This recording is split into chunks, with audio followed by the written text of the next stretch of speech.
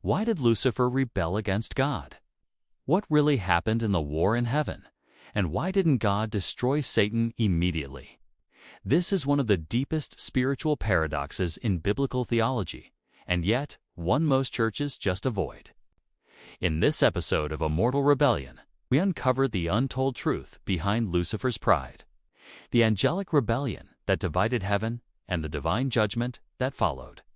From Lucifer's fall from glory to the clash with Archangel Michael, you will witness, what is the eternal purpose behind Satan's fall? This isn't just ancient history. It's a key to understanding spiritual warfare, end times prophecy, and your own faith journey. Isaiah 14 describes his fall from glory as a heavenly being. Ezekiel 28 also speaks of the king of Tyre's pride, some believe referring to Lucifer's arrogance. Why did God allow evil to rise in a perfect creation? How did one angel's pride ignite a heavenly war? Well, consider this. God created humanity with free will. And part of that freedom is the ability to choose good or evil. If God had immediately destroyed Satan, it would have left no choice for humanity. We would have been like robots, incapable of choosing God. The dragon and its angels fought back. But they were defeated, and there was no place for them in heaven or on earth. They were thrown out. And Jesus' death on the cross would have been a genuine sacrifice. In Isaiah 14:12, it says, "How art thou fallen from heaven, O Lucifer, son of the morning?" This suggests a deliberate act, a calculated decision by God. Lucifer wasn't just removed from heaven for the sake of removal. He was sent to earth for a divine purpose. Thou hast been cut off, thou traitor, from the kingdom of heaven. Why did God allow evil to enter his creation? Why didn't he just destroy Satan? The answer lies in the very nature of God. See you next time. He's a God of order, not chaos. He's a God of love, not wrath. Yes, he hates sin, but he also hates the sinner. His desire is not to destroy, but to save. Even Satan was once an angel, a heavenly being of immense power and glory. His fall wasn't merely a defeat, but a tragedy.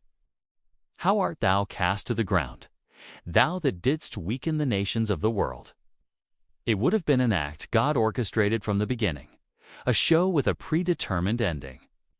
Lucifer had been corrupting God's creation, tempting humans to sin, even before the foundation of the world.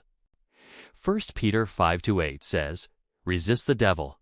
Therefore, resisting him, he will flee." The adversary attacks us, but the moment we resist, he doesn't fight. He flees. Why? Because he knows he can't win. We are not of this world, just as he isn't.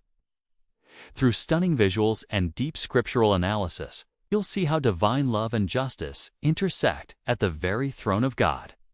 So join me on this epic journey through the celestial battleground where light defied darkness, where the fate of eternity was decided. Let's explore the origins of evil and the heroic resistance that stood against it. Let's start at the beginning. Lucifer, the shining one, the anointed cherub who rebelled. But how did this rebellion begin? Revelation 12:7-9 offers a clue. There was war in heaven. Michael and his angels fought against the dragon. This wasn't a sudden uprising. So why didn't God destroy Satan immediately? Wouldn't that have been the easiest solution?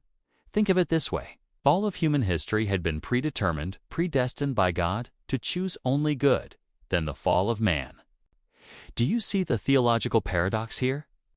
To understand the full scope of Lucifer's fall, we must understand the depth of his former glory.